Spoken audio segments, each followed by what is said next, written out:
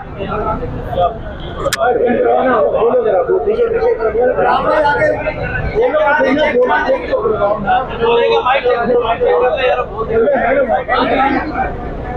आवाज आ रही है जनाब?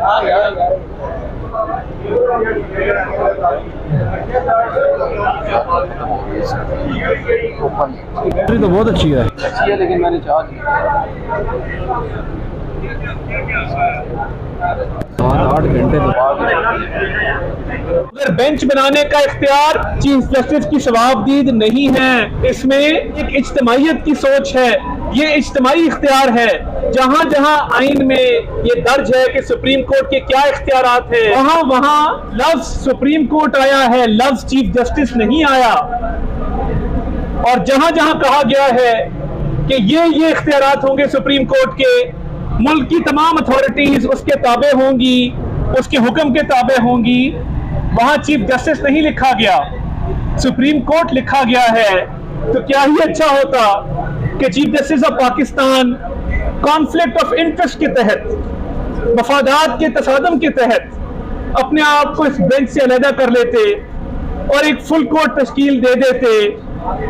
और ये जो कानून मार्जे वजूद में आने से पहले जिसको स्ट्राइक डाउन किया गया, जो पार्लियामान का इख्तियार था कानून साजी का, उसको यूसर्प किया गया, उसको गैर आईनी गैर कानूनी तौर पे खत्म किया गया उस इख्तियार को।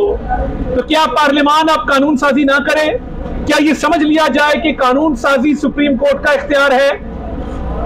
ये बड़ी तकलीफ दे बातें हैं। और जो तासुर कायम हो रहा है वो आइन की खिलाफ वर्जी का है। और ये इस केस में पाकिस्तान बार काउंसिल को भी नोटिस जारी किए गए, वो भी इस केस में पार्टी है। और ये कैसा इंसाफ है कि एक तरफ पाकिस्तान बार काउंसिल वो दरखास्त गुजार है मज़ाहिर अली अकबर नकवी साहब के खिलाफ। सुप्रीम जुडिशल काउंसिल में जो मज़ाहिर अली अकबर नकवी साहब के असासाजात, टैक्स इवेजन और बाकी जो इल्जामात के हवाले से दरखास्तें आई हैं, पाकिस्तान बार काउंसिल उसमें दरखास्त गुजार है और इस केस में भी पाकिस्तान बार काउंसिल पार्टी है। तो ये कैसे मुमकिन हुआ कि वो इस केस को सुन रहे हैं जब आपके खिलाफ दरखास्त देने वाला आपके सामने खड़ा है? तो असूली तौर पे एथिकली, मॉरली मज़ाहिर अली अकबर नकवी साहब को भी ये केस सुनने से माजरत करनी चाहिए थी। और क्या अमर माने है कि अभी तक मज़ाहिर अली अकबर नकवी साहब के खिलाफ आर्टिकल 209 के तहत जितनी भी दरखास्तें आई हैं वो समाअत के लिए मुकर्रर नहीं हो सकी। क्या उनको ये प्रोटेक्शन इसलिए हासिल है कि उन पे इल्जामात जो हैं वो दुरुस्त हैं? जो 10 करोड़ का घर, 40 करोड़ का घर उन्होंने 10 करोड़ में खरीदा, क्या उनके पास व्हाइट मनी है ये शो करने के लिए कि उन्होंने वो कौन से जराए थे जिससे वो घर खरीदा गया, वो कौन सा बैंक अकाउंट था जिससे वो पैसे ट्रांसफर हुए? क्या ये तासुर गलत है कि चीफ जस्टिस साहब की प्रोटेक्शन मज़ाहिर अली अकबर नकवी साहब को हासिल है? अगर आर्टिकल 209 के तहत दायर की हुई दरखास्तें समाअत के लिए मुकर्रर नहीं होनी, तो सुप्रीम कोर्ट से दरखास्त है कि वो पार्लियामान को डायरेक्शन दे दे कि आईनी तरमीम करके आर्टिकल 209 का सफा खत्म कर दिया जाए, आइन से उसको हज़फ कर दिया जाए, आइन से निकाल दिया जाए।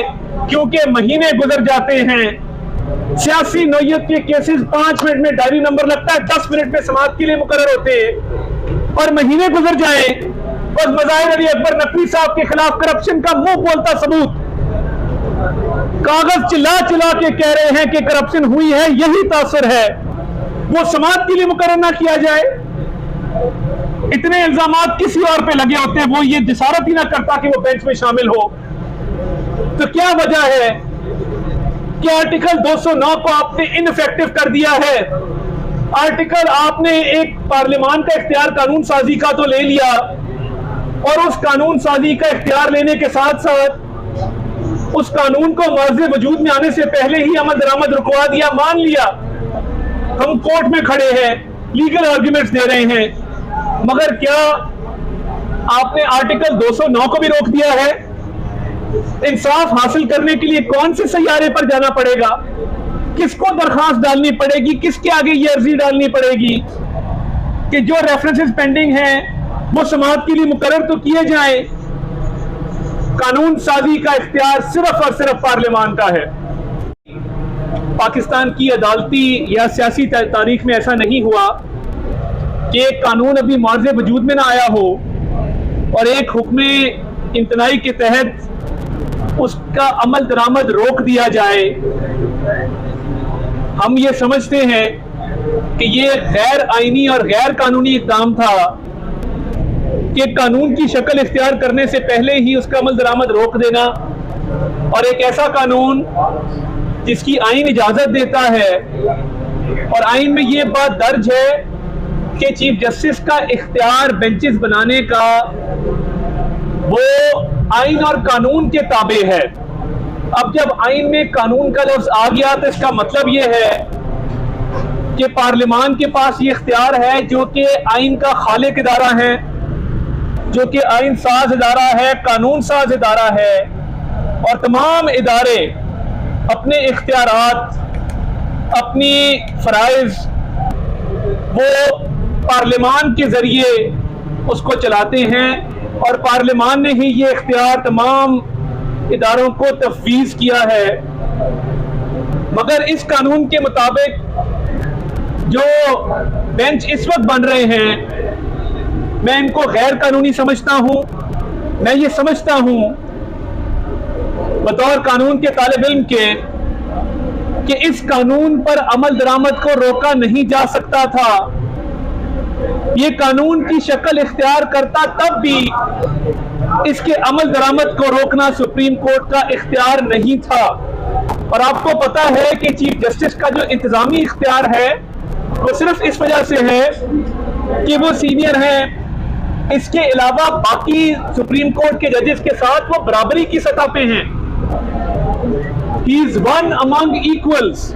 One among equals का मतलब ये है कि तमाम जजेस को एक ही तरह का मर्तबा